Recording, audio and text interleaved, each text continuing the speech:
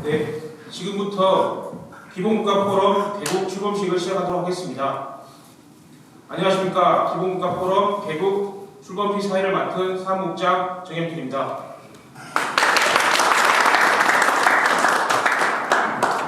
이렇게 의미 있는 행사의 진행을 맡게 돼서 무한한 영광을 생각하고 많은 감사드립니다. 많은 네이분 여러분들 오셨지만은 일일이 소개하기가 그럴 것 같아서 상임대표 이기순 대표님만 제가 소개를 드리겠습니다. 이기순 대표님. 네, 반갑습니다. 자, 먼저 오늘 행사 순서를 좀 말씀드리겠습니다. 행사는 첫 번째로 경과보고, 다음으로 상임대표 인사 한 말, 다음으로 출범선언문 낭독, 그리고 2부는 기본소득에 관한 토론회 순으로 진행하겠습니다. 바쁘신 일정에도 불구하고 행사에 참여해주신 여러분께 너무 감사드립니다.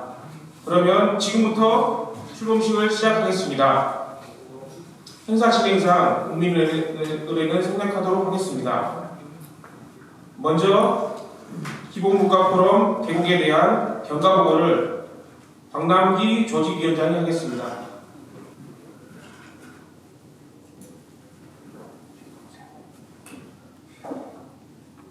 안녕하십니까. 기본국가 포럼 개국 조직위원장 박남기입니다. 기본소득 국민운동 광주본부 출범에 대한 경과를 보고하겠습니다. 현재 우리나라에서 가장 큰 이슈 중에 하나가 기본소득입니다. 서구 선진국에서만 나오는 정책인 줄 알았는데 이것이 우리나라에도 본격적으로 논의가 되면서 여러 대안들이 나오고 있습니다. 기본소득의 기본대출, 기본주택, 사람이 살아가면서 기본으로 누려야 할 기본권에 대한 관심과 논쟁들이 많이 생기고 있습니다. 하지만 아직은 처음 단계라서 여러 가지 오해와 잘못된 정보들도 많이 있습니다. 이에 기본국가에 대한 올바른 이해와 토론, 대안을 찾아가보자 여러 세대들이 중심이 되어 준비위원회를 구성하였습니다. 2021년 2월 15일 백경호 전남대 경제학 박사님의 각계각층 인사 100여 명의 대표 발의로 발기인 총회를 개최하였습니다. 3월 4일 창립총회를 개최하여 기본국가 포럼 개국의 회칙을 확정하고 이기순 광산구의 의원님을 상임대표로 선출하였고 30여 명의 공동대표단을 확정하였습니다. 100여 명의 발기인, 3천여 명의 회원들이 처음 출발을 함께합니다. 특히 젊은 2040 세대들이 중심에서 활동하고 이들을 직결시킬 수 있는 구심체 역할을 하고자 합니다. 뿐만 아니라 저희 개국 포럼에서는 다양한 분야에 종사하시는 시민분들을 모시고 분야별 직능위원회를 구성할 계획입니다. 각 세대별, 지역별 위원회도 구성하여 광주광역시 전역에서 기본국가 논의에 대한 범시민적 공감대를 형성해 나갈 것입니다. 기본소득은 새로운 사회 변화에 대응하는 인간중심 경제의 정책입니다. 기본소득, 기본주택, 기본국가 등 기본권에 동의하고 공감하는 모든 세력들이 실현 가능한 방안을 찾고 힘을 모아야 할 때입니다. 이를 위해 시민 여러분의 많은 참여와 격려를 부탁드립니다. 감사합니다.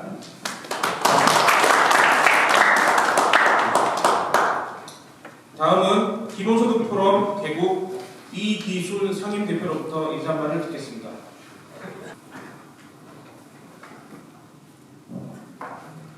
네, 반갑습니다. 안녕하세요.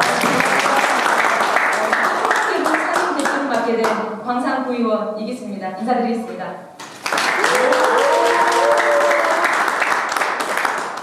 네, 바쁘신 와중에도 오늘 이 자리에 참석해주신 또 우리 공동대표님들과 또 임원진 여러분들 그리고 또 기본소득에 관해서 적극적으로 또 힘을 모아주시는 분들께 진심으로 감사를 드립니다. 저는 정치인이기 전에 40대 주부입니다. 그리고 두 아이의 엄마입니다. 우리 아이들이 가진 것이 많든 적든 행복할 수 있는 사회를 물려주고 싶은 것이 저 엄마로서의 작은 바람입니다. 정치를 하게 된 이유도 또 마을 활동을 하게 된 이유도 서로 경쟁하고 무관심한 배타적 사회가 아닌 내가 가진 것을 조금씩 나누고 서로에게 힘이 되는 공동체 사회를 아이들에게 물려주고 싶습니다. 우리는 아이들에게 또 주변 사람들에게 그리고 나 자신에게 행복하게 살라고 합니다. 정치인들 또한 행복한 대한민국을 만들겠다고 말합니다. 행복의 기본은 무엇일까요? 또 우리가 행복하지 않다고 말하는 이유는 무엇일까요? 아마도 모두가 평등해야 함에도 가장 불평등하고 가장 양극화가 심한 이 시대를 살아가고 있기 때문일 거라고 생각합니다. 요즘 뉴스를 보면 정말 참담합니다. 코로나가 장기화되면서 높은 실업률, 실직과 실패로 절망감에 빠져드는 이들이 너무나 많습니다. 특히 가정을 이끌어가는 가장이 그럴 것이고 또 이 사회에 첫 발을 내딛는 청년들이 그럴 것입니다. 실직을 하더라도 생계를 꾸려나갈 수 있는 비빌 언덕이 있었으면 좋겠습니다. 실패를 하더라도 다시 일어설 수 있는 발판이 있었으면 좋겠습니다. 이런 문제를 해결하는데 가장 효과적이고 혁신적인 해법이 있다면 저는 기본소득이 답이라고 말하고 싶습니다. 저희 광산구는 지난해부터 영구임대 아파트 입주민을 대상으로 늘행복 공동체 프로젝트 사업으로 참여수당을 월 5만원씩 지급을 하고 있습니다. 이 사업을 공익적인 활동을 했을 때 5만원의 수당을 주고 있는데요. 최근에 이 사업에 참여하시는 어르신 한 분을 만났습니다. 그 어르신께 5만원 받으면 뭐 하세요? 물었더니 그 어르신의 말씀이 너무너무 이 집에 누워 계시는 할머니가 계신데 이 할머니가 정말 팥죽을 그렇게 좋아하신대요. 그래서 그 팥죽 한 그릇 사주는 게 너무너무 행복하다고 말씀하시더라고요. 기본소득도 그와 같다고 저는 생각을 합니다. 네. 기본소득이 주는 의미는 이와 같을 것이라고 정말 생각을 합니다. 누구나 생계에 허덕이지 않고 인간의 존엄을 지키며 살아갈 수 있는 사람답게 사는 모두의 권리는 기본소득에서부터 시작한다고 저는 생각합니다. 포럼 개국은 기본소득 논의를 통해 우리 사회에 필요한 대안과 삶의 가치관을 세워나갈 것입니다. 젊은 세대를 중심으로 역동적으로 새로운 국가를 나아가는 발판을 만들 것입니다. 여기 계신 여러분들 그리고 시민 모두의 많은 관심과 참여를 부탁드리겠습니다. 고맙습니다.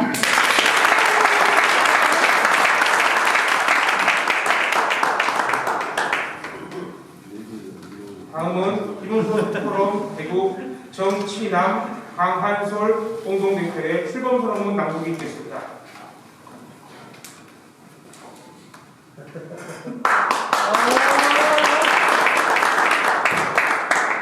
네, 안녕하십니까. 기본국가 포럼 대국의 공동대표 정치남입니다.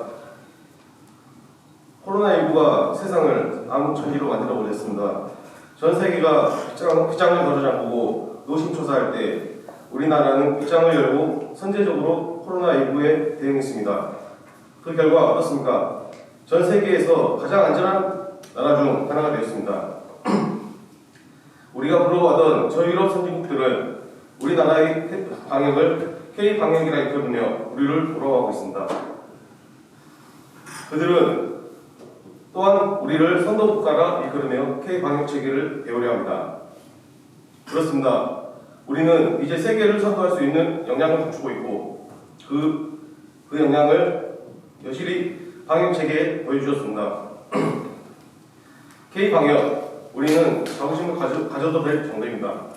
그러나 그러한 성과 뒤에도 그림자는 있습니다. 그 그림자는 다름 아니라 신자유주의에 의해 심화되어 온 불평등 양극화입니다. 코로나19로 인해 불평등 양극화는 더욱 심화되어 가고 계층 간의 격차는 더욱 커져가고 있습니다. 코로나19로 인해 공교육이 무너졌을 때 우리는 방역에 성공했을지 모르지만 교육 격차가 더욱 벌어져 계층 간의 사다리가 끊어져 버리고 있습니다.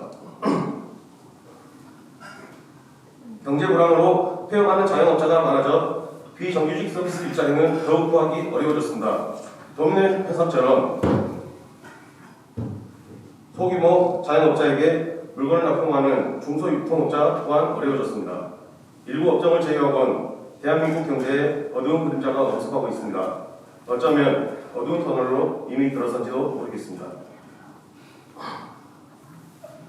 코로나19로 호황인 비대면 업종을 제외하고 상위 20% 소득은 더욱 늘어났다고 합니다. 치솟는 부동산 가격과 호황인 주식시장은 잘 사는 사람을 더욱 더욱 잘 살게 하고 있습니다. 계층 간의 격차는 돌아올 수 없을 정도로 더욱 벌어지고 있습니다. 땀 흘려 일하고서는 절대 잘 살 수 없는 세상이 되어가는지도 모르겠습니다. 가난은 임금님도 어찌하지 못하고 있는데 정말 그런가 봅니다.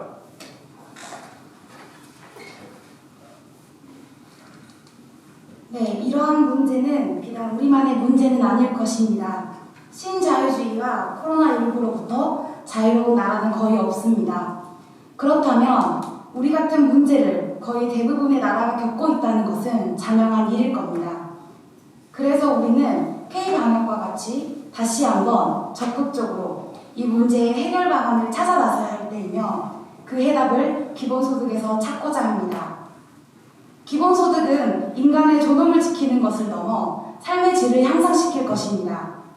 일반적인 소비 생활은 물론 문화, 의료, 교육의 격차를 줄여나갈 것입니다.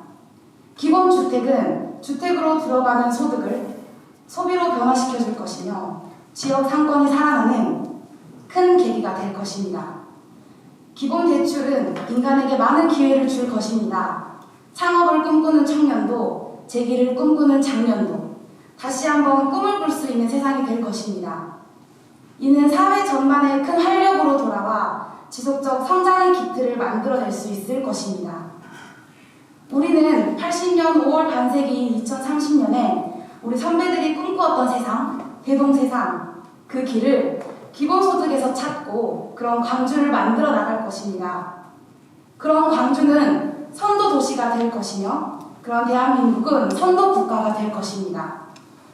많은 선진국들이 대한민국 그리고 광주에 와서 배워갈 것이며 많은 개도국들이 대한민국 그리고 광주를 보며 나아갈 방향을 모색할 것입니다. 가슴 벅찬 이 순간을 많은 시민들과 함께 하려 합니다.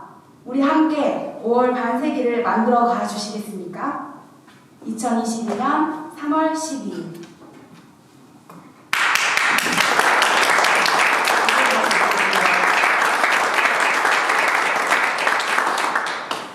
자, 이상으로 기본소득 포럼 개국 출범식은 마치겠습니다.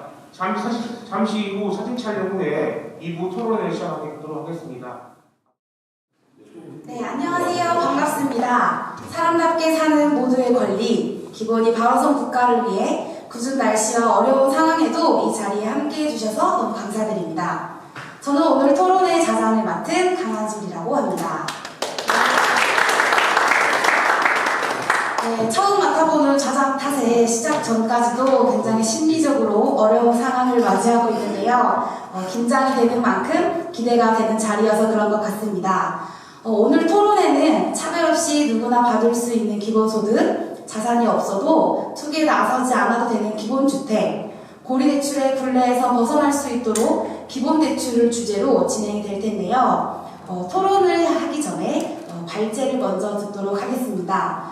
발제는 경기도 농수산진흥원의 강요 원장님이 진행해 주실 텐데요. 모셔보도록 하겠습니다.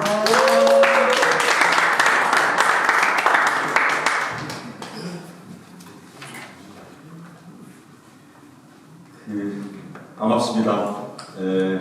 경기도에서 농수산진흥원장을 맡고 있고요. 특별히 기본국가 포럼 개국의 기본소득, 또 기본대출, 기본주택 관련해서 발제를 부탁하셔서 이 자리에 오게 됐습니다. 강 의원입니다. 반갑습니다. 그럼 이렇게 떨어져 있으니까 마스크 좀 벗고 해도 되겠습니까? 네. 요새 제가 거울을 봐도 제가 어색합니다. 17년 빡빡이로 살다가 6개월 동안 머리 길러서 어제 모자를 벗었는데 여기 왔던 우리 김광란 의원님이 빨리 모자 쓰라고 주변 사람들 어색하다는 분위기인데 하여튼 그 영상 앞에 지금 이렇게 하고 지금 처음으로 서가서 긴장되는데 일단 한 20분 정도 기본소득, 그 다음에 나중에 토론 과정에서 주택과 대출과 관련해서도 질의를 하시면 짤막하게 설명드릴 수 있도록 하겠습니다. 우리가 이제 기본소득과 관련해서 국민적 화두 또 어떤 정치적 쟁점으로 등장하는 등장했다는 자체가 굉장한 질적인 성장이라 생각합니다.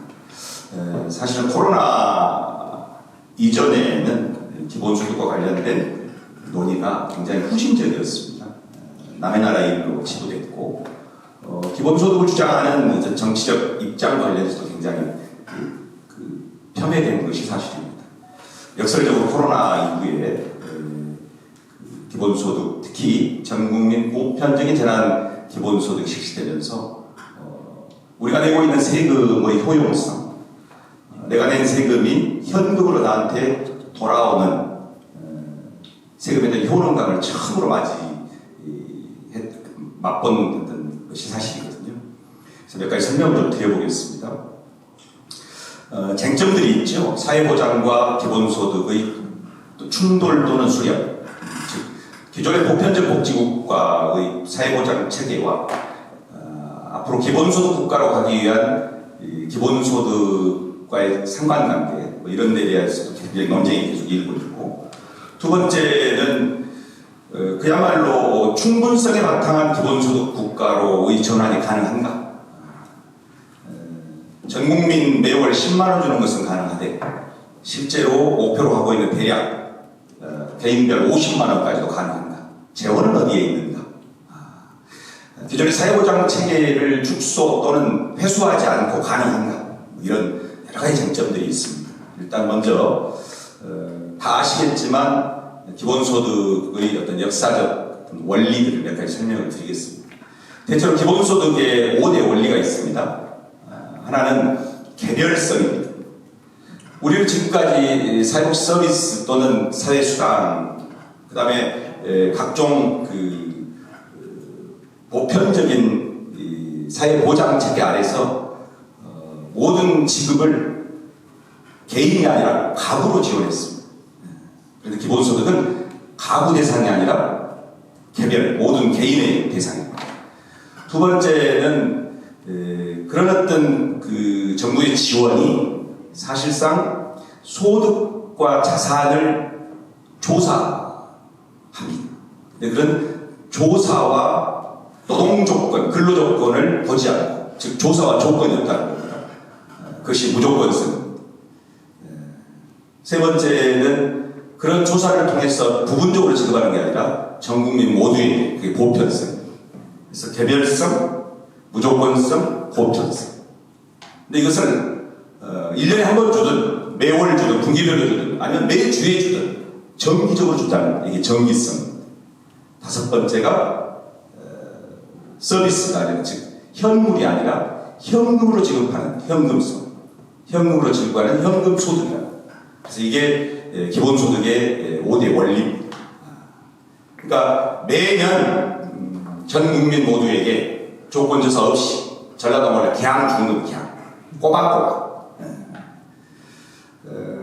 그럼 이제 여러 논쟁입니다. 이 얘기를 했더니 저기에 있는 우리 김명진 사장님이 아이고 매월 50만원 주는 놀고 먹는 놈들 많겠네 이렇게 얘기하더라고요. 그래서 기본소득을 지급했을 때 노동하지 않는다, 일하지 않는다 이런 여러 가지 오해들이 지금 다 있습니다. 그래서 이거는 토론관에서 한번 논의를 해보도록 하겠습니다. 그럼 왜 기본소득이 국민적 화두로 이렇게 등장했는가? 우리는 한 번도 상상하지 않은 새로운 세계입니다.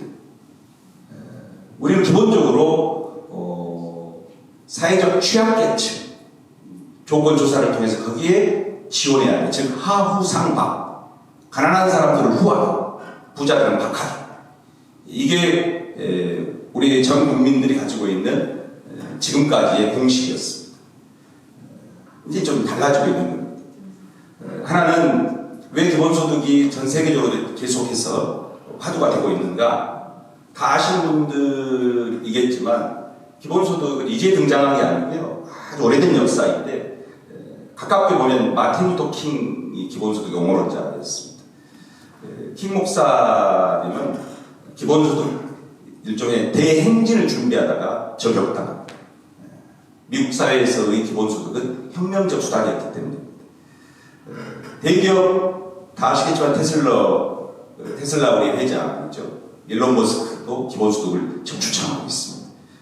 마크 주커버 페이스북 창립자도 기본소득을 주장하고 있습니다. 심지어 얼마 전에 논쟁이 됐던 프란시스코 교황도 기본소득의 주창자입니다. 실리콘밸리 대부분의 대기업들, 수장들은 기본소득을 지급하자고 지금 얘기하고 있습니다. 왜 그러냐면 심각한 불평등 때문에, 특히 대한민국은 아주 심각합니다. 2017년 통계상 상위 10%의 소득 지배율이 전체 50.6%입니다. IMF 때도 37%였는데 상위 10%가 가지고 있는 전체 국민 소득의 지배율이 그렇게 높아지고 있다는 겁니다. 불평등은 그뿐만 아니라 격차가 계속 강화될 수밖에 없는 새로운 어떤 또 산업의 흐름들이 있습니다.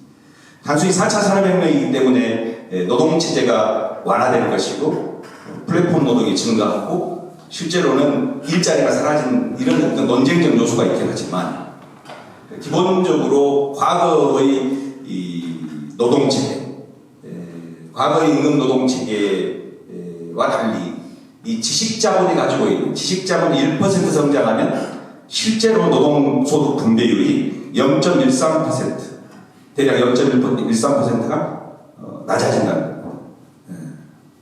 새로운 산업체계 개편이 오는 거죠. 이런 겁니다.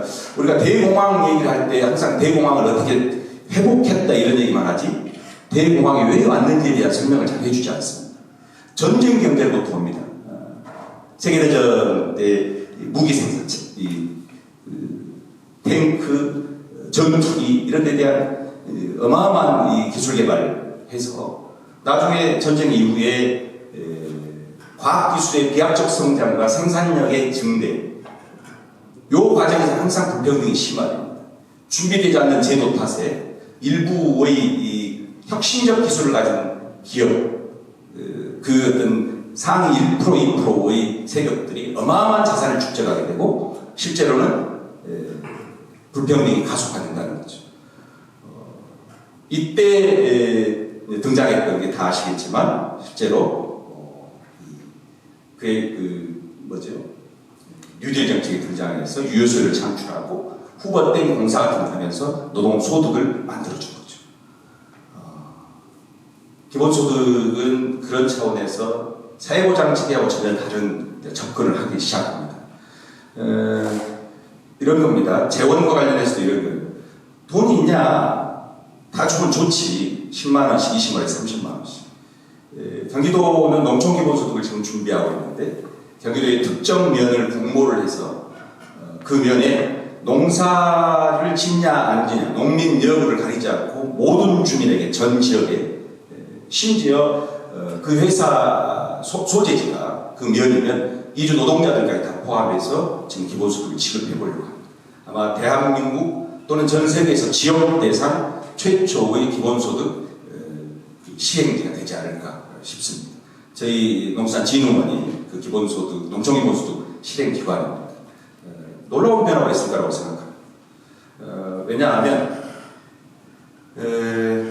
우리가 이제 재원과 관련해서 설명을 하다 보면 그런 돈이 어디 있느냐 얘기하는데 현재 복지제도나 사회보장 체계를 하나도 해소하지 않고도 기본소득은 출발이 가능합니다.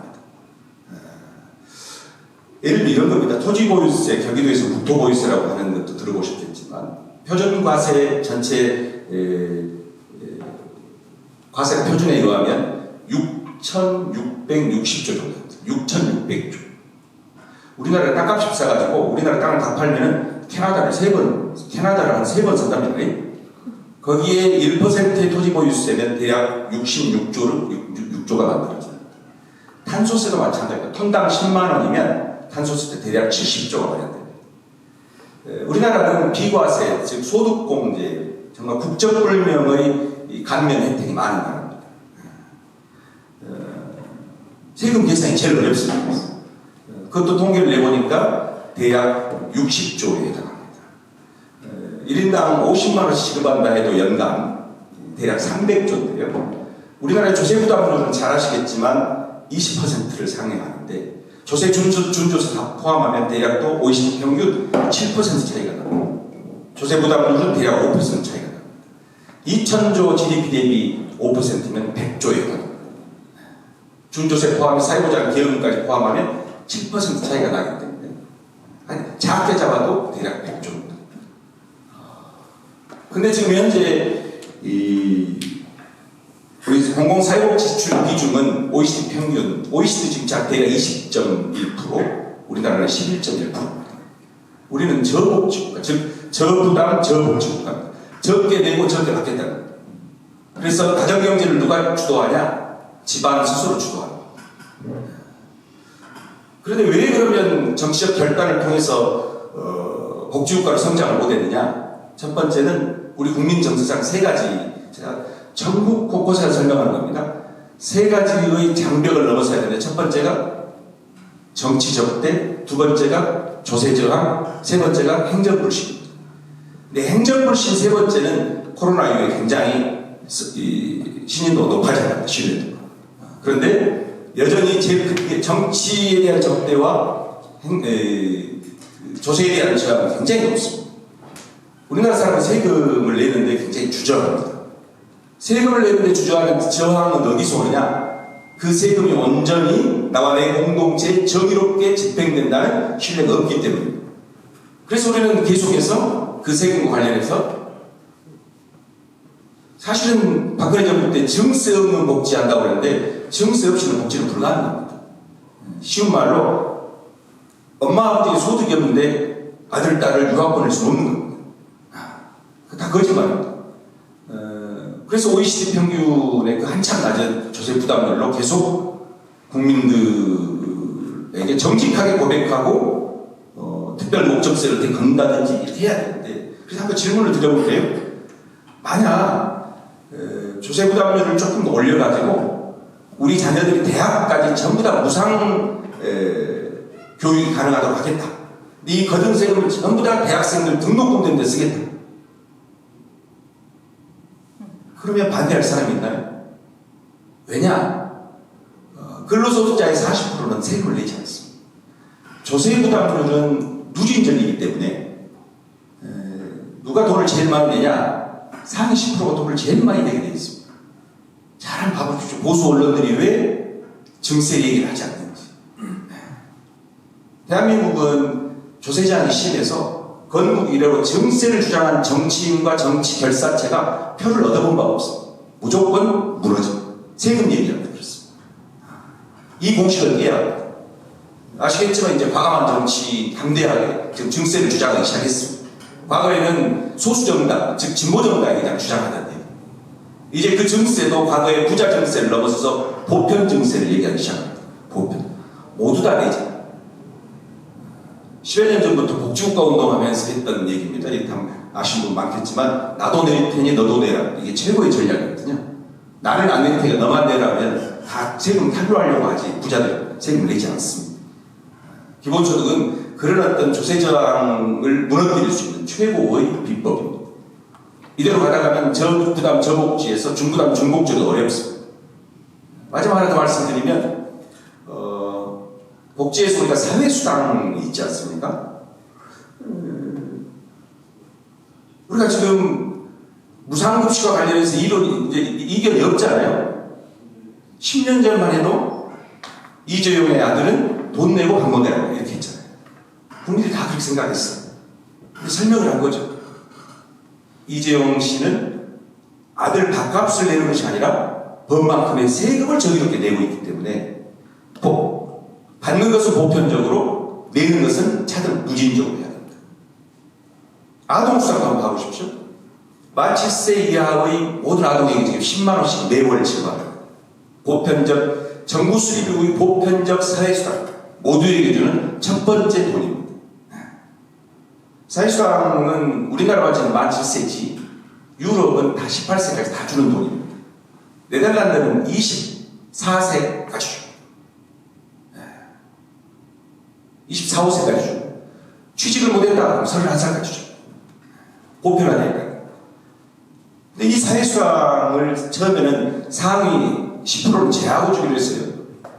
근데 나중에 보니까, 연구를 해보니까 상위 10% 그 출연하는 비용이 매월 출연해야 되거든요. 소득과 자산 조사를 해야 되니까 출연하는 비용이 약 1,600억, 다 지급하면 들어가는 돈이 1,580억. 결국은 그 출연내자고 했던 당마저도 결국 그 통계 앞에서 무릎 꿇고 전부 다 지급하게 됐습니다. 그에 대해서 왜 잘 사는 부모에게 부모 자식까지 돈을 수당을 주느냐고 말하지 않습니다. 그래서 아까 얘기했던 기본소득을 전국민 보편적으로 지급하는 것에 대한 논쟁들이 시작돼야 되고 세금 문제와 관련해서도 기본소득을 보편적으로 지급하면요 사실은 부자들이 부담을 많이 느끼게 됩니다. 대략 국민의 40%, 아니 국민의 80%는 세금을 내는 돈보다 기본소득으로 받는 액수가 더 큽니다. 저항할 이유가 없는 이 공식을 설명해 나가야 됩니다. 조세 부담률도 낮고 세금에 대한 저항도 높고 정치에 대한 적대는 커서 이 문제를 결정할 사람들은 사실 정치 주체들이 정당이 국회에서 결정해야 되는데 이걸 다 지금 활용하고 있는 겁니다. 그래서 저는 세 가지인데 하나는 일단은 증세 없이 아주 초보적인 전국민 보편적 기본소득 가능하다. 아까 말씀드렸던 각종 소득 공제만 줄여도 60조이기 때문에 어쨌든 4차 산업혁명 시대에 새로운 조세들을 만들어내야 되는데 그 중에 아까 말씀드렸던 데이터세에 아직 통계가 잘 안 나와가지고요. 탄소세에 대한 탄소 배당이 필요하고 아까 또 그 각종 소득 공제에 대해서 재무 구조를 바꾸는 것이 필요합니다. 그래서 당장은 월 10만 원부터 시작하자. 안 되면 연 50만 원부터 시작하자. 그 이후에 연 100만 원. 향후 10년 정도 목표를 잡고 개인당 50만 원으로 가자. 그리고 재정 추계에 따라서 순증할 수 있도록 그렇게 가자. 이런 어떤 제안들을 해보고 있는 겁니다.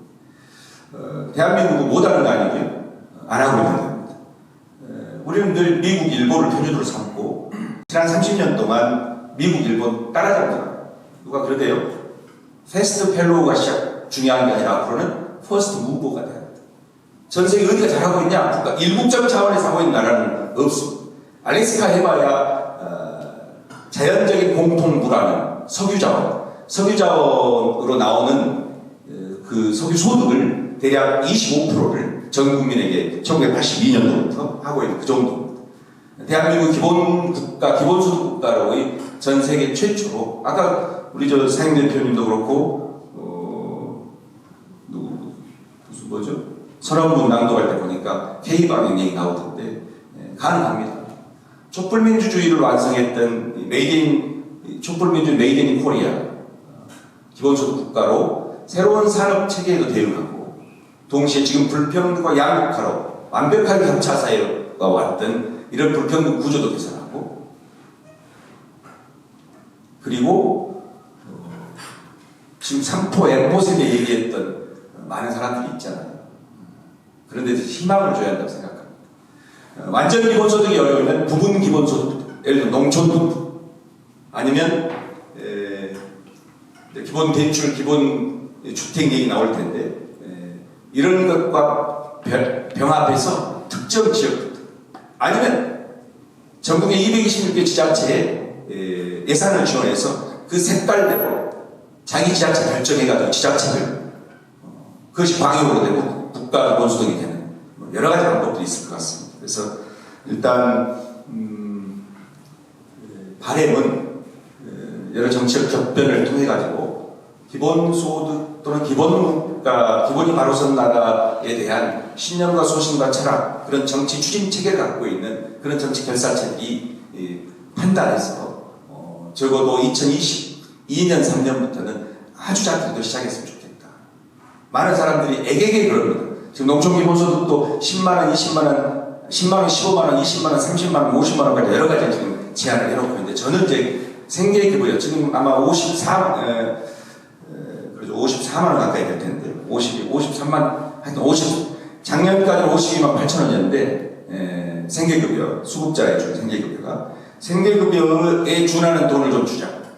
나중에는 이제 기본소득이요. 생계급여를 넘어서고 동시에 각종 기초연금이라든지 각종 사회수당을 넘어서게 되면 그때는 통합을 해야 됩니다. 공공부조하고 사회수당은 기본적으로 통합하는 과정을 점차 거쳐야 되고요. 사회 서비스를 확장해야 되고 동시에 노동체제가 붕괴되는 과정에서 전국민 고용보험제도를 어떻게 확대할 것인가 다 이게 수렴이 돼야 되거든요. 어쨌든 부분 기본소득부터 지역별로 또는 마을별로 정책 실험을 해가면서 그것이 기본소득 국가로 좀 나아갔으면 좋겠다는 바람입니다. 토론 때 다양한 얘기를 더 드릴 수 있도록 하겠습니다. 여기까지 일단 발제를 마치겠습니다. 고맙습니다.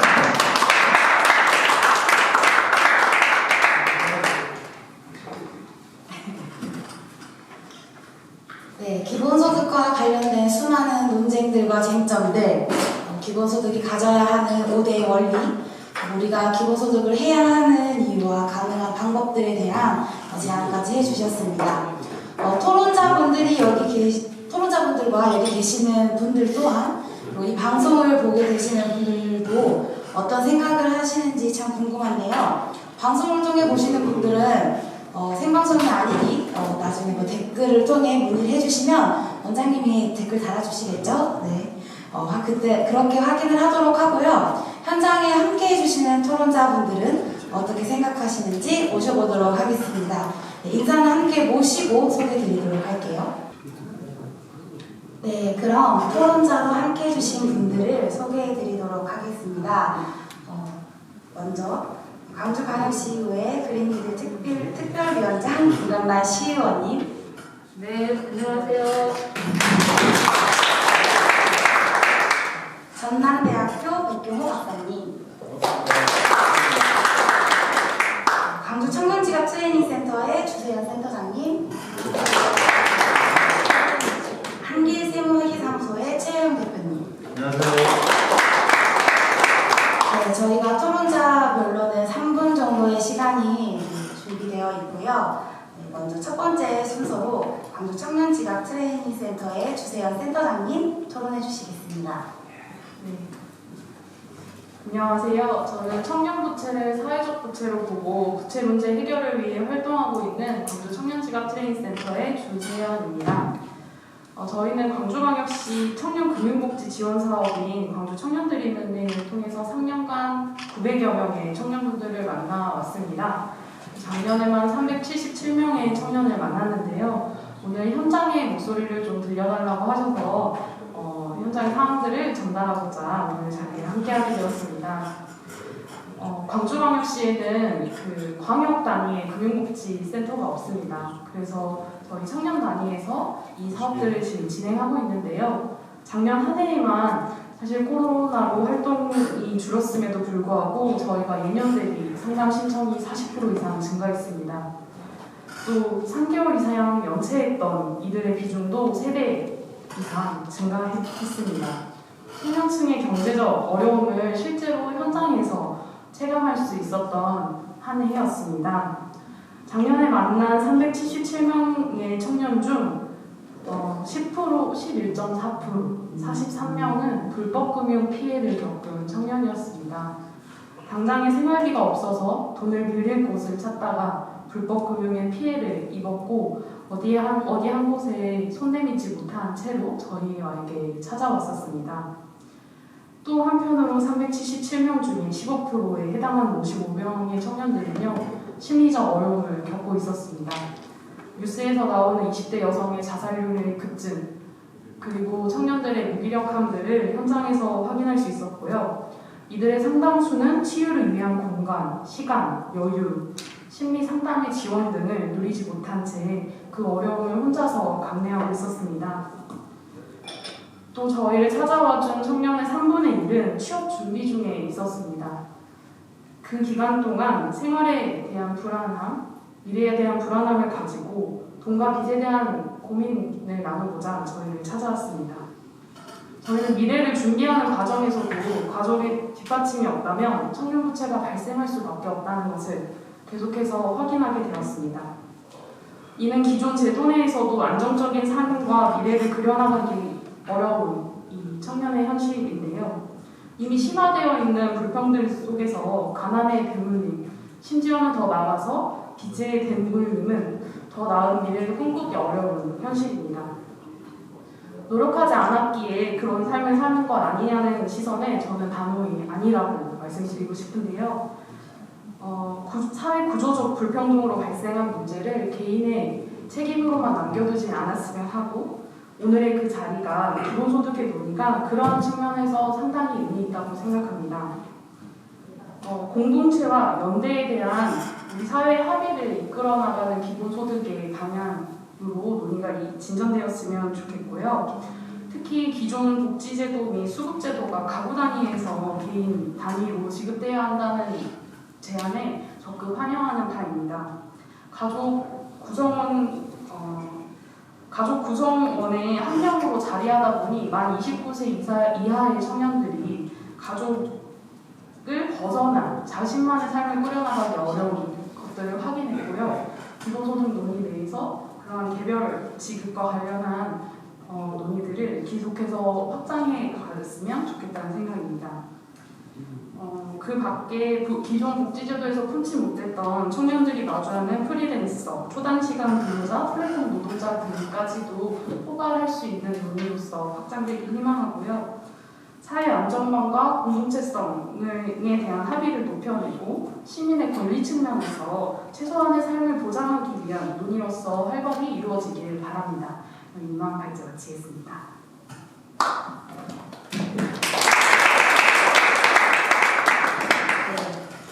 아직 가족을 벗어나지 못한 29세 청년으로서 되게 더 와닿는 이야기였던 것 같습니다. 사회 구조의 불평등을 개인의 책임으로 넘기지 말라는 말이 프리랜서로 활동하는 저에게는 더 큰 의미로 다가왔던 것 같습니다. 두 번째 토론은 전남대학교 백경호 박사님을 통해서 들어보도록 하겠습니다. 네, 제가 경제학 박사인데요. 기본소득을 토론한다고 해가지고 매우 어려워졌습니다. 기본소득 관련해서 이제 공부를 좀 해보려고 봤더니 그렇게 경제학에서는 논의가 활발하지 않는 것 같아요. 아직까지는. 최근에 조선일보에서 서울대 연세대 또 한 분의 교수 세 분이서 기본소득과 관련된 연구를 했는데 노동 의욕을 매우 떨어뜨리고 그다음에 기본소득을 줬을 때 여러 가지 부정적 영향이 매우 크다. 이걸 이제 경제학은 해년마다 그 공동학술대회라거든요. 전착회가. 그래서 올해 2021년 공동학술대회에서 발표를 했다고 그러더라고요. 제가 그 논문을 직접 보지는 못했습니다. 네. 한 가지 말씀드려야 될 것은 이제 정책 실험이나 이런 것들을 하기 때문에 모르겠습니다. 그게 뭐 직접 확인해봐야겠죠. 뭐 자의성이 많이 개입됐을 수도 있고 이제 어떻게 똑같은 그 일종의 값을 어떻게 해석하느냐, 그다음에 어떤 처지에서 해석하느냐도 매우 중요한 것 같고요. 그래서 아직까지 그 기본소득에 대한 전반적인 우리나라에서 광범위하게 형성되어 있는 사고이지 않을까, 그게 저는 그렇게 생각을 하거든요. 그러니까 아까 이제 발제자님께서도 얘기를 해주셨지만 일단 어떻게 전 국민한테 다 준다냐 이거 하고 줄 거면 10만 원씩 줘가지고 뭘 하지 이거 하고 그 다음에 줄 돈은 그럼 누가 내냐 이 얘기를 많이 하죠. 그래서 저는 이제 근데 저는 왜 기본소득에 한국적으로 또는 제가 뭐 연구를 통해서 기본소득을 찬성한다 이건 아니지만 그 기본소득을 주장하거나 또 앞으로 기본소득을 도입해야 된다라는 주장에는 찬성하는 바이고 저도 이제 관련해서 연구를 좀 더 해봐야겠다는 생각이 되는데 왜 그러냐면 기본적으로 그 불평등 문제는 뭐 다들 아실 거고 발제자님께서 얘기해 주셨고 그 다음에 최근에 이제 실리콘밸리 얘기도 해주셨지만 최근에 기본소득 논의가 본격화되고 실현 가능성 그다음에 실현 가능성이 조금 어렵다 하더라도 실험을 계속 해봐야 된다라는 주장이 이제 설득력을 얻어가는 그런 힘을 얻어가고 있는 과정에서 주로 나오는 것들이 이제 노동의 문제거든요. 근데 실제로 지금 우리에게 일자리 문제라든가 실업의 문제 이런 것들이 피부로 느껴질 정도긴 해요. 근데 이거 가지고 기본소득이 도입돼야 된다. 기본소득이 있어야 온 국민, 전 국민이 그런 어떤 이 노동의 불안정에서 살 수 있다. 저는 그것을 넘어서 더 심각해질 수 있다라는 생각을 하거든요. 노동의 미래에 대해서. 그러니까 노동의 미래에 대해서 기술 발전에 따른 노동의 미래에 대해서 두 가지의 그 이야기가 있습니다. 하나는 긍정론이고 하나는 부정론이에요. 긍정론은 결국 기술이 발전하는데 그 기술이 결국 노동 수요, 그다음에 일을 할 수 있는 많은 것들을 만들어내는 방식으로 기술이 지금은 아니지만 발전할 거다라는 이야기도 있지만 대다수의 학자나 대다수의 논의들은 부정적이죠. 그런 것들을 여러분들은 직접 지금 현재도 아마 체감을 하고 있겠지만 저는 그 기술의 발전 속도를 보면 감히 10년 또는 5년 뒤를 예측할 수 없다라고 생각을 해요. 왜 그러냐면 기술은 저도 잘 모르는 사람이죠. 무어라는 그 IBM 연구원이 무어의 법칙이라고 있어요. 그러니까 기술이 거의 2배씩 발전. 이게 무슨 얘기냐면 여러분들 컴퓨터 메모리 같은 거 보면 64기가, 32기가, 64기가 이렇게 2배씩 가잖아요. 그게 기술이 그렇게 2배씩 확 발전하는데 최근에 보면 그 기술 발전이 이제 그 2배를 넘어서는 거죠. 그러니까 기술이 조금 발전하면 그 다음에는 그것보다 훨씬 더 많이 발전하고 1년 뒤에는 생각지도 못하는 발전이 일어날 수도 있는 그렇게 되면 결국 지금의 이 노동 시스템, 지금의 사회 체계하고 고도로 발전된 기술 체계하고 공존하는 시기가 올 거다. 그랬을 경우에 많은 사람들은 일할 곳을 찾을 수가 없거든요. 지금보다 훨씬 심각하게. 그럴 경우에 그때서야 기본소득이라든가 어떤 지금의 복지체계를 다시 논의하자라고 하는 것은 매우 늦는 거고 저는 지금 코로나로 인해서 기술 발전을 실제 체감을 지금 하고 있는 거고 불평등도 실제 체감을 하는 거고 모든 것들을 코로나가 우리에게 안 좋은 시기지만 저희에게 미래에 닥칠 수 있는 어떤 그 안 좋은 것들을 아주 맛보기식으로 보여주지 않았다는 생각이 들어요. 지금 이 시기에 기본소득에 대한 논의는 매우 중요하다고 생각이 되어지고 거기에서 제가 한 가지 이제 그 기본소득을 앞으로 이제 논의하거나 이야기를 할 때 결국 이 모든 것들에 대한 불안정, 불확정 이것이 국민들, 시민들께 일종의 공포로 오기 때문에 좀 거부감이 들고 가능할까 이런 생각이 드는데 그런 것들을 해소하는 방향으로 기본소득의 논의라든가 기본소득을 이제 설계하는 과정이 되어야 될 것 같고 그런 불확실성에 따르는 공포를 아마도 기본소득을 반대하는 사람들은 적극 하려고 하겠죠. 그런 것들을 차단할 수 있는 이런 조치들 또는 그런 활동들, 논의들이 돼야 되지 않을까 이렇게 생각을 한번 해봤습니다. 이상입니다.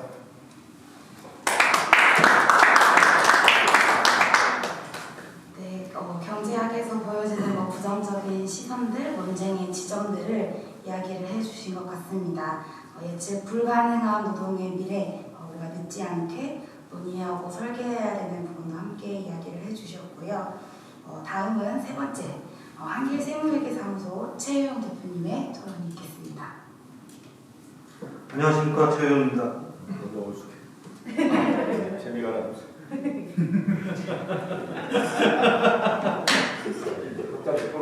방송에서 나중에 편집을 좀 잘해서 엄청난 분위기 막 듣고 갑자기 제가 하기 전에 이게 지금까지 재미없었다고 하면 저는 얼마나 재밌게 해야겠는데 갑자기 부담이 되는데 어찌됐든 제 이야기를 좀 해보겠습니다. 물론 다들 아시죠? 발제문이 없어서 저도 입장을 가지고 오질 않아가지고요. 지금 이야기를 듣고서 좀 해보고 싶은 이야기들이 좀 생깁니다.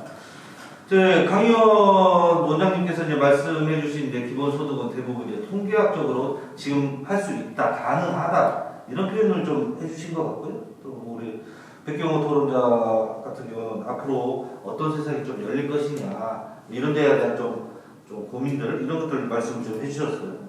저도 이제 마찬가지로 조금 더 해볼게요.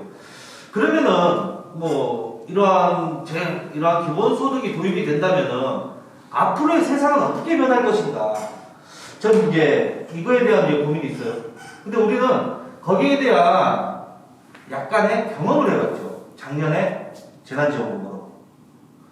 어땠냐면 저는 그때 주말이었을 거예요. 주말에 택시를 타고 이렇게 지나가는데 항상 불이 꺼져 있는 이 산무지구 일대에 삶이 보글보글한 거예요. 주말에. 저는 이 직업상 이 소상인들과 잘 어울리고 좀 그분들하고 이제 생업을 같이 하다 보니까 이분들의 힘든 정도를 저도 느끼면서 살고 있죠. 그런데 가게들 문이 불이 켜져 있는 거야. 사람이 바글바글한 거야. 여기서 오는 이 감동이라는 것이 사실 제가 울었다고 하면 믿겠습니까? 아니요. 근데 사실 이제 조금 약간 울컥해지더라고요. 그래서 이러한 정책을 만들어서 이러한 정책이 실행되고 이것을 통해서 이러한 감동을 느낀 사람들을 봤던 이런 정치인들은 이 경험을 하셨을 거라고 저는 생각이 들더라고요.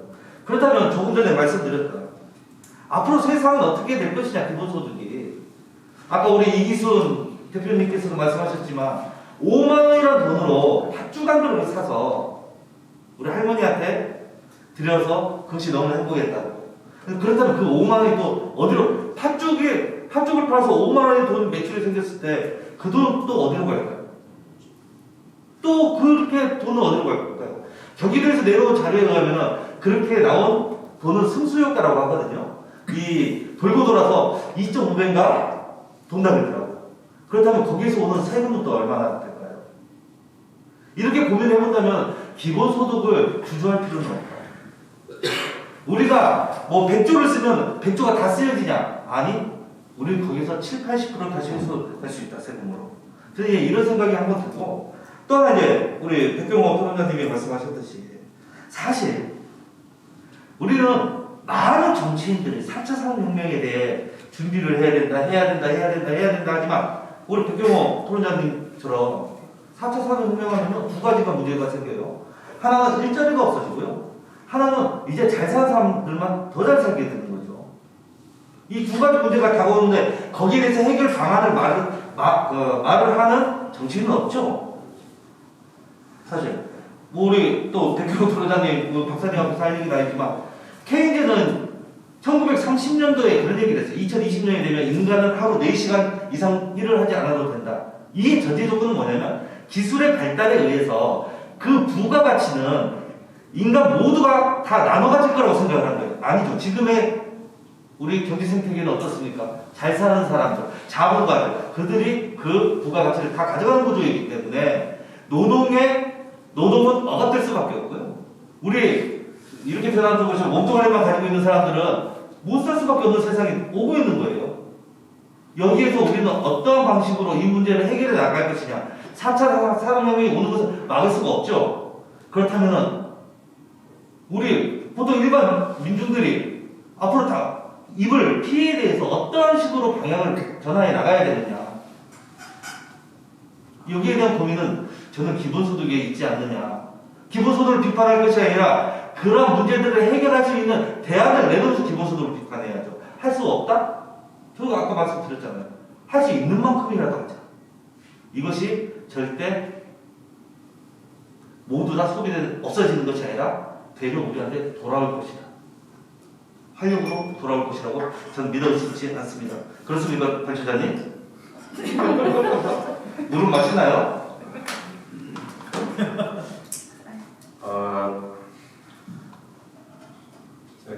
저기 토론자 명단을 보고 이번 토론은 망하게 생겼구나 짐작을 했어요. 명단에 봤더니 토론자로 40대 주부 질문이 아주 공격적이에요. 줄 수 있어요? 돈을 얼마씩? 많이 주면 좋고 이렇게 얘기하더라고요. 10만 원도 좋아, 10만 원도 줘. 5인 가족이야, 뭐 이렇게 했잖아요. 그리고 할아버지가 오셔가지고 어르신이죠, 68세 어르신이 청년들이나 주지 일자리 넣고 고생하는 노인들 주지 마. 지금 받는 사람도 많이 이렇게 기본소득 그래서 내가 안 된다고 막 이렇게 했거든요. 그래서 재밌게 설명을 했는데 오늘 이 토론자를 딱 봤더니 한 분은 경제학 박사, 한 분은 청년 지갑 트레이닝. 회계사, 세무사죠. 한 분은 청년 지갑 보기만 해도 불쌍해 죽겠어. 한 분은 정치. 그래서 몇 가지 조금 부연 설명 드릴게요. 기회가 안 올 것 같아서. 지금 경기도가 제안하는 이 기본소득은 전 세계의 기본소득 공식과 다른 게 소멸성 지역화폐로 준다는 거예요. 3개월로 써야 돼요. 그럼 경기도는 지역화폐를 어디서 쓸 수 있냐? 매출 10억 미만 사업장에서 쓸 수 있습니다. 이게 이마트 같은 데는 전혀 지역을 사용할 수가 없습니다. 다 통제해놨습니다. 골목이 돌고 있다는 얘기입니다. 지난번에 재난지원금, 재난기본소득 줬을 때 아까 우리 최영 토론자님 말씀하셨던 것처럼 골목이 살고 있었던 건데 일본은 사실은 헬리콥터에서 돈을 뿌렸다는 만큼 많은 돈이 뿌려졌지만 거의 전부 다 주머니로 들어가서 돈이 쓰이지 않았거든요. 그래서 지금 전 세계적으로 대한민국의 소멸성 지역화폐 방식은 기본소득과 관련해서 관심이 굉장히 많고요. 그것이 우리가 기대 이상의 어떤 성수 효과를 냈다고 보고 있습니다. 또 하나는 이런 겁니다. 이제 아까 우리 백경호 박사님도 말씀하셨지만 많은 사람들이 진짜 그런 세상에 와 지금 10만 원, 20만 원 문제가 아니에요. 국가가 세금으로 정기적으로 현금 소득을 보장하는 그런 사회가 올까? 그래서 국제 기본소득 네트워크를 설립했던 설립자는 아주 명징한 언어로 기본소득을 설명했어요. 19세기에는 노예예방, 20세기에는 보통선거, 21세기는 기본소득의 세상이 올 것이다. 19세기 노예예방은 누구도 상상할 수 없었던 수많은 정말 무수한 투쟁의 과정을 거쳐서 얻어낸 쟁취해낸 상품입니다. 남녀 가리지 않고 성인이 되면 모두 다 투표권을 줬던 20세기 보통선거도 여성들 참정권 없었잖아요. 수많은 시간을 거쳐서 완성해낸 일. 기본소득도 지금 물이 오르고 있는데 저는 전 세계에서 대한민국이야말로 아주 작게라도 제가 예전에 우리 김광환 의원님은 잘 아실 텐데 제가 보건복지부 자문위원 할 때 그때 아동수당 도입을 했거든요. 아동수당 10만 원 준다 해서 제가 격렬하게 반대했습니다. 3만 원씩 18세까지 주자. 3만 원씩. 그건 선거마치로 3만 원이 5만 원 되고 7만 원 되고 10만 원 되거든요. 노인연금 있잖아요. 그러니까 기초연금이죠. 사실상 노인 수당을 의미하잖아요. 그거 진보 보수 가릴 것 없이 노인연금 인상한 정부는 박근혜 정부입니다. 대선 공약. 전체 노인 가릴 다 했지만 나중에는 이제 하위 70%, 10명 중 7명에 해당됩니다. 그래서 저는 기본소득의 효용성과 관련해서 따질 입장이 안 됩니다. 수혜자인 국민들의 대부분은 사실은 내는 것보다 받는 게 많게 됩니다. 문제는 정치적 결단인데 불가능하다. 왜? 정치를 옥죄고 있는 모든 세력은 세금을 낼 10%들이 옥죄고 있습니다. 여러분들 혹시 한 번이라도 정치자금 10만 원, 정치 후원금 10만 원 해본 적 있나요? 누군가 몇몇 분은 계시겠지만 누군가 출판 기념회 할 때 가서 책을 100권, 200권 사준 적 있어요? 대부분의 정치인들 주말에 누구를 만나겠습니까? 수급자를 만나지 않습니다. 권력을 만납니다. 그 거대한 권력들은 이런 기본소득 반대합니다.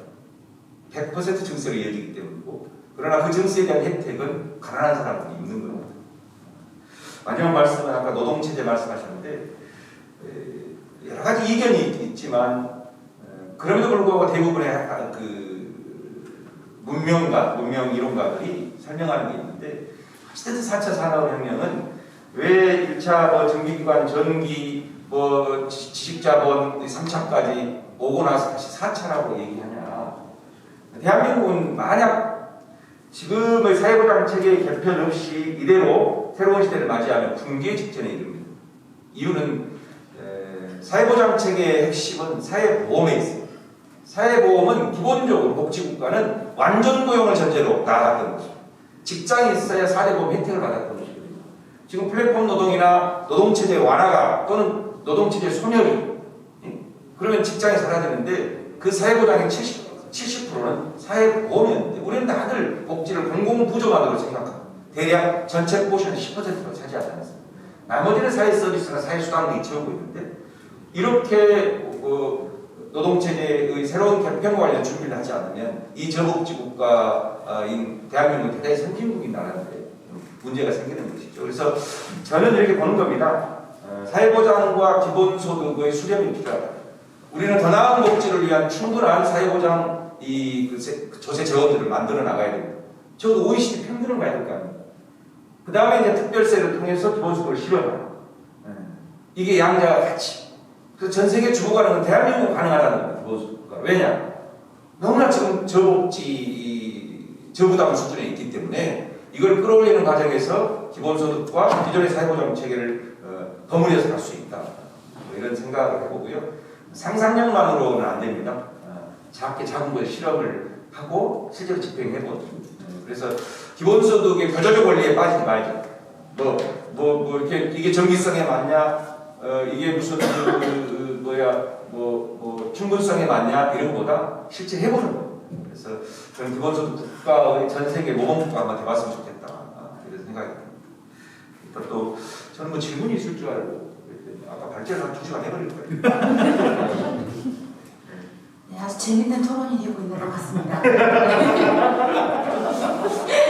네, 마지막 토론자 분이 또 계시는데요. 광주광역시의회 그린뉴딜 특별위원장 김강만 시의원의 발표가 토론이겠습니다. 네, 맞습니다.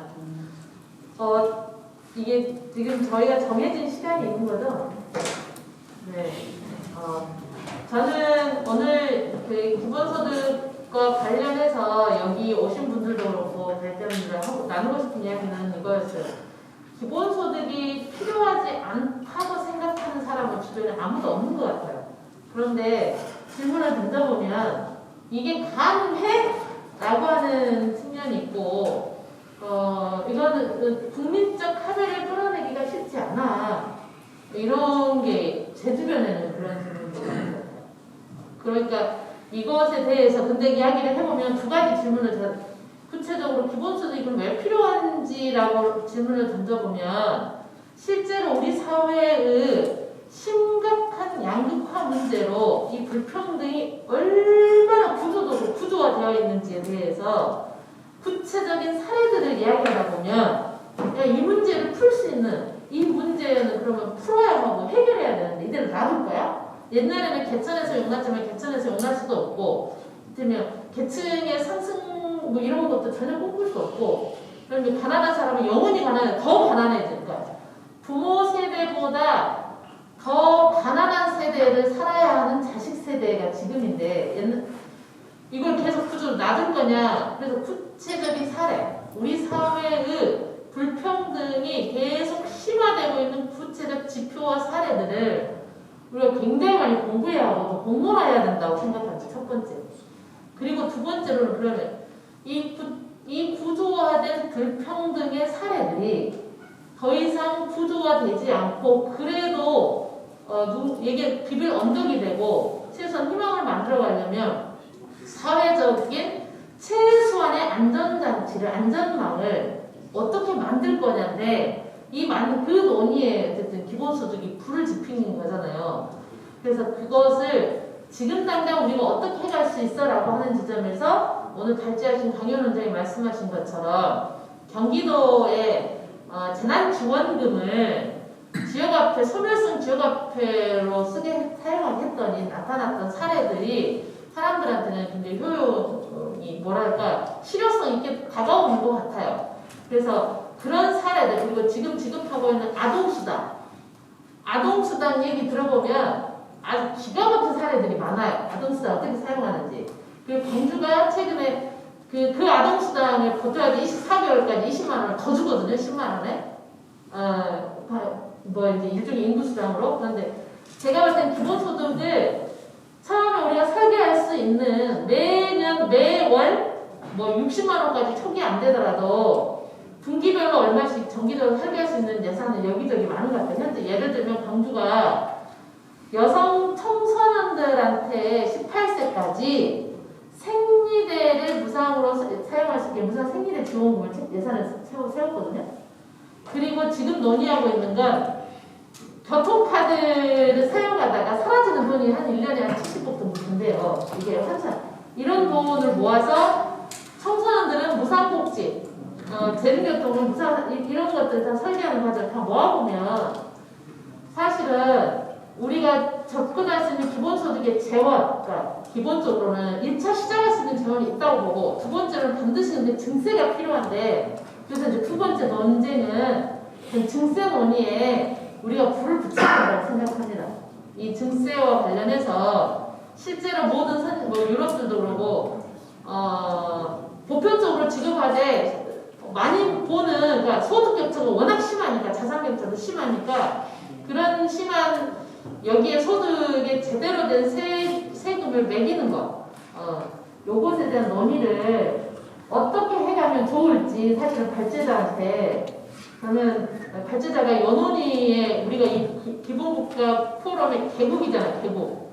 나라를 새로 열려면 실제로 그런 논쟁에 불을 붙이는 우리들의 개국의 전사들이 되어야 된다고 하면 요 지점에서 혹시 안을 주시면 좋을 것 같고, 오늘 토론회 이후에 우리도 그런 논의에 좀 불을 붙이면 어떨까라는 말씀을 드리고 저는 마치겠습니다. 네. 네, 포럼 이름이 개국이라 제가 좋아하는 역사적 인물 세 분이 계신데, 그 첫 번째가 삼봉 정도전입니다.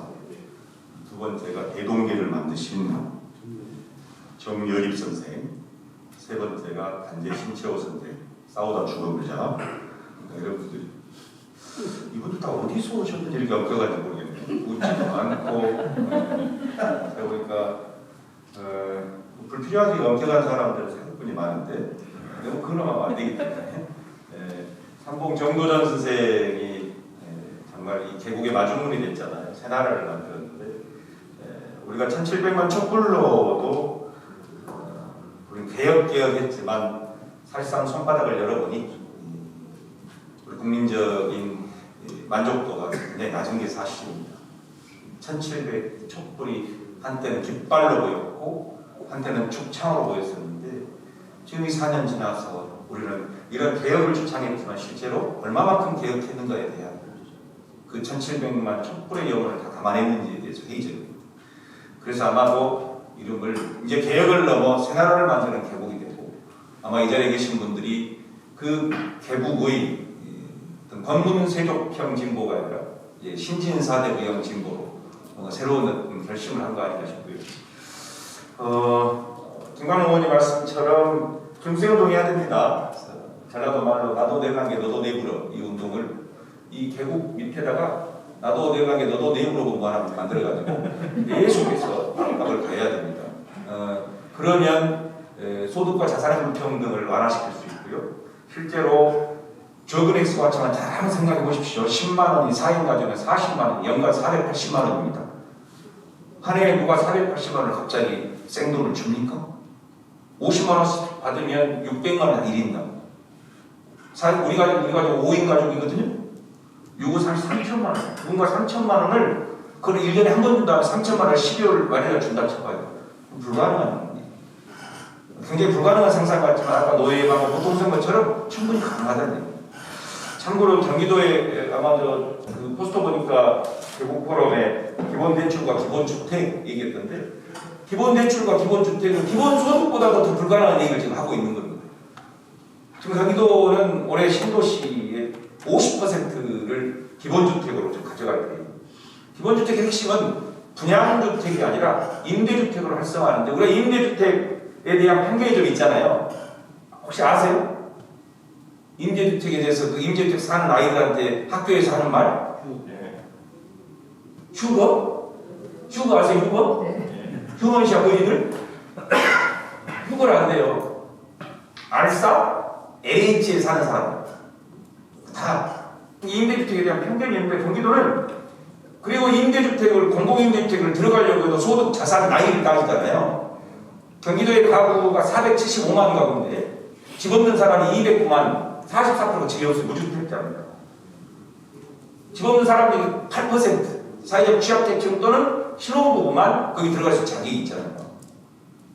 209만 명, 9만 가구에게 집을 주겠다는 겁니다. 집을. 임대주택이 어느 임대주택이냐? 그야말로 역세권, 알짜배기 땅에다가 용적률 500km로 늘렸어요. 거기 들어가면 스카이 커뮤니티가 가능하겠다. 스카이 커뮤니티도 뭐냐고 물었더니 우리 LA GH 도시공사 사장 경기도 우리 사장한테 물어봤더니 스카이 커뮤니티는요 딱 가면 일단 스카이 라운지가 있고 옆에 게스트하우스가 있습니다. 일종의 이게 소셜 믹스라 돼요. 소셜 믹스. 부자든 가난한 사람에는 관계없이 차등 없이 그냥 앞에서 사는 거예요. 최고의 모델을 지금 만들려고 하고 있어요. 그걸 소유자는 공공입니다. 몇 년 사냐? 30년 이상. 본인이 신청합니다. 조건 따지지 않습니다. 무주택자면 됩니다. 이런 설계를 가능하다고 생각하세요? 경기도는 이 기본주택을 수돗물로 비교합니다. 전 세계 인류의 삶의 질을 가장 높였던 걸 통계를 냈더니 상수도 수돗물이랍니다. 수돗물. 질병을 다 예방하고. 옛날에 우리 다 우물 먹었잖아요. 우리 강한솔 자장님께서 뭐라 하냐면 너는 우물 먹었냐? 상수 세대요. 우리 집도 어렸을 때 산에서 나오는 물을 해서 파가지고 거기서 지하수도 해갖고 먹었었는데 상수 즉 이 수돗물은 누구에게나 수돗물은 누구나 먹을 수 있는 공공 인프라잖아요. 집도 마찬가지입니다. 바위 사는 것이 아니라 리브 사는 곳이 돼야 됩니다. 꿈 같지 않아요? 우리가 올리고 해보려고 해요. 시범지를 만들어서. 그 어디죠? 어디 열차 여기 있는 데 뭐라고요? 광명. 네? 네, 하여튼 거기 그 주변에 했는데 얼마 나오는지 아세요? 34평형 임대료 63만 4천 원. 5인 가구 34평. 와. 네. 지금 수도권에 저기 원룸단한 분들 돈이에요. 학교 옆에. 그렇게 지금 한다는 거예요. 그게 기본주택입니다. 그래서 항상 다 불가능하다고 생각했는데 25번의 부동산 계획정책을 해도 지금 집값이 안 잡히잖아요. 이 분양주택의 공급 물량은 안 잡히는 거예요. 우리가 한번 해보려고. 그럼 기본대출은 뭐냐? 이것도 상상력이에요. 지금 아시죠? 기본대출. 금융민주화 하겠다는 겁니다. 금융의 비형평성, 비민주성을 개선하겠다는 거예요. 신용등급 7% 이상은 여러분들 어디 가서 돈 얻을 사람도 없어요. 이 사람들이 다 어디로 몰려있냐? 이제 신용등 7등급에서 10등급까지는 어디가 돈 빌릴 수가 없잖아요. 다 대부업 또는 불법 사금융 가서 돈을 다 얻는다고 해요. 끊임없이 신용불량자를 전락하고 있어요. 그래서 경기도시는 뭐라고 하고 있냐? 6등급까지 포함한 일단 극저 신용 대출을 신용 대출을 하고 있는데 이거 제가 지금도 그 광주 주먹밥은행 은행장이에요. 주먹밥은행 아세요? 5월 주먹밥처럼 누구나 만들어서 막 주는 건데 제가 법적으로 지금 은행장이에요. 우리는 30만 원까지 돈을 상무 무담보 무보증 무이자로 그냥 지금 대출을 해주는 사업을 하고 있거든요. 경기도는요 일단 무보증 하여튼 무조건 찾아와서 돈을 빌려달라고 하면 누구나에게나 50만 원씩 그냥 무보증을 다 빌려줍니다. 무담보 무보증. 300만 원은 심사해서 필요하겠다 하면 또 빌려줍니다. 이게 이제 아까 주세현 우리 선생님도 말씀하셨지만 일종의 금융이 불평등하다는 거잖아요. 가난한 사람들은 고리로 얻어야 돼요. 소득과 자산이 많은 사람은 저리로 고액을 얻잖아요. 장기간. 이게 무슨 얘기냐? 그래서 금융기본권을 지키자. 이게 또 하나의 경제 기본권을 지키는 방법이다. 그래서 어떻게 지금 확대하려고 하고 있냐면 여러 가지 좀 개선을 해야 되거든요. 모법이 바뀌어야 되는데 일단 모든 국민에게 원하면 1%대로 1,000만 원씩 대출해 줍니다. 필요 없는 사람은 대출 안 하거든요. 이게 보편적입니다. 모든 국민에 그런 권한을 주는 겁니다. 근데 5년 만기입니다. 근데 1년은 또 추가로, 한 번 더 추가로 인정할 수 있는 그게 또 5년. 이게 빌리면 10년 동안 1%로 갖고 가면 되는 겁니다. 그게 여러 가지 효과가 있는 거예요. 신용불량을 막을 수가 있고요. 동시에 수급자로 전락하는 걸 막을 수가 있고. 경제, 금융, 자기 기본권을 지킬 수 있는 거죠. 그러니까 이런 기본소득은 오히려 아까 기본주택보다 훨씬 쉬운 설계라는 거예요. 집을 드린다니까. 수돗물처럼. 그래서 저는 이렇게 하고 싶어요. 기본 대출로 얻어가지고 기본 주택에 들어가서 33평 크니까 한 30만 원짜리 들어가가지고 매월 내면 10년 내고 만기 연장해서요. 10년 살고 해외 도피. 재밌게 하는데 아무도 안 먹는 그러니까 보잖아요. 기본 소득을 받아. 또 기본 대출도 얻어. 또 기본 주택에 들어가. 그리고 돈을 내. 최소한의 삶이 유지된다는 거예요. 이런 정말로 삶의 혁명을 경기도가 부자라서 그런 게 아니라 광주하고 비교해 1인당 경기도 인구가 1,380만 명. 서울 인구 970만 명이에요.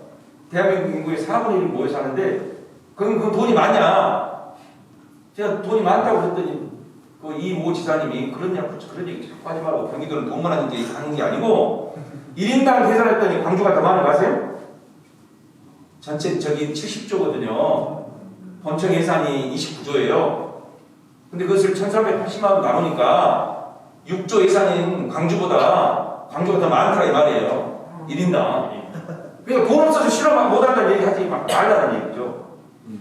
가능한 보편적으로 나누는 것은 보편적으로 이제 그 원칙을 세워야 돼요. 지금까지 그렇게 안 했거든요. 우리가 중앙정부가 지급하는 항상 조건 조사에 따라서 4에 10% 20% 계속 그런 설계가 있단 말이에요. 아까 그 임대주택에 대한 불편한 오해로부터 임대주택 갔더니 너무 좋은 시설이고 이렇게 만들어놔야죠.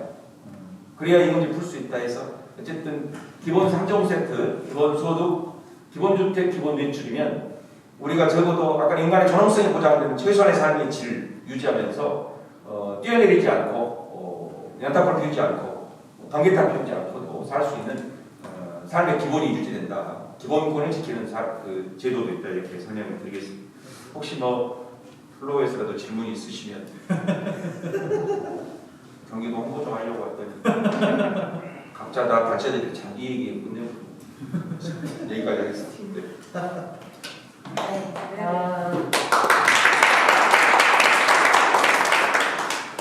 인간의 뭔가 존엄을 지키기 위한 오늘의 이야기들, 기본소득을 둘러싼 이런 논쟁들은 계속될 것 같은데요. 경기도로 가서 살고 싶어요. 참고로 경기도는 또 아시겠지만 현재 청년기본소득 하고 있잖아요. 청년기본소득 성남에서 했던 3년 이상 거주한 만 24세 청년들에게 연간 100만 원, 분기별로 25만 원씩 지어받고 지급합니다. 엄청 좋아라. 생각해보세요. 100만 원의 용돈을 주는 거예요. 월 10만 원도 안 되잖아요. 근데 그거 가지고 애게게 10만 원 안 한다는 얘기예요. 누군가에는 그 10만 원이 1,000만 원인 경우도 있고, 있는 사람에게 아까 그 5만 원 그 얘기하는데 5만 원 그렇게 되거든요. 그리고 막 자꾸 그걸로 술 먹네 깡하네 그러는데, 아니 청년들 줬으면 자기 마음이지. 술 먹으면서 토론할 수도 있잖아요. 보수 언론들이 그래 한두 건 잡아가지고 막 생채기 내고 눈깔 파고 그러는데 그런 언론도 눈깔 파봐야 돼요. 맞잖아요. 나중에 편집하실 거죠? 아니요, 이런 거 해야지. 재미 하나도 없어. 발전자들 다 나가라고 해. 네. 어쨌든 그런 실험들, 그래서 그걸 경기도로 가져와서 다 주고 있잖아요. 청년 기본소득을. 네, 가능합니다. 어떻게 해서 그 예산을 마련했느냐 그랬더니 공무원들한테 그랬다는 거 아니에요. 저 노무현 대통령이 그 자기 자서전이죠? 네. 거기 그 써놨잖아요. 대한민국의 공공사회복 지출 비중이 10%밖에 안 됐네. 대통령 끝나고 나서 생각해보니 기재부에 가져왔을 때 20%를 쫙 써서 여기까지 해갖고 만들어와. 그래서 집권 첫 해 다 만들어왔을 텐데 소감으로 가지고 자꾸 홍 무슨 이런 사람들 있잖아요. 가계부채 비율을 이렇게 높은데 지금 1천조잖아요. 국가부채 비율이 이렇게 낮은데 복잡한 공시를 계속 얘기하고 있잖아요. 개국을 하려면 제일 먼저 관치를 완전히 청산해야 돼요. 관피아들을 완벽하게 청산하고, 두 번째 금융 모피아를 청산하고, 세 번째 하다 못한 검찰 개혁하고, 1년에 완벽하게 그런 로드맵을 적어가지고 막 올려주세요. 상소문처럼. 하여튼 뭔 얘기도 잊어버렸네. 빨리 꺼주세요. 경기도 모델을 네. 오히려 경기도보다 네. 이거 전국으로 잘 네, 그렇습니다. 네, 이런 얘기 했습니다. 네, 개국하면 이거 전국적으로 확대가 될 것 같고, 제가 볼 때는 우리 고향 광주에서 해봤으면 좋겠어요. 시의원도 계시고 좀 구의원도 계시고 하니까 못한다는 얘기하면 안 되거든요. 네. 제일 먼저 청년 기본소득은 어디에서 했어야 될 것 같아요? 광주. 아니요. 농촌에서 했어야죠. 농촌에서. 그렇지 않아요? 청년 농부, 청년 시민, 농촌 시민들에게 월 얼마씩 기본소득을 했어야 돼요. 전남에 왜 못하겠어요? 할 수 있잖아요. 한번 해봤으면 좋겠고, 광주에서는 뭐 청년 기본소득은 물론이고, 아까 얘기하셨던 아동수당은 우리는 5배를 주겠다. 각종 정책들을 해소해서 그걸 한다든지 해서 그런 보편 실험들을 많이 해봤으면 좋겠다는 바람이 있습니다. 네, 이상입니다. 네. 이 기회를 통해서 기본소득과 관련된 여러 가지 오해나 정보들이 바로 잡혀지길 바라고요. 공론화가 되어서 더 많은 분들과 더 재밌는 토론이 이루어지면 좋을 것 같습니다. 오늘 함께해 주시는 모든 분들에게 감사 인사를 드리고요. 네, 혹시 질문 있으신 분 계신가요? 손 빨리 하라고.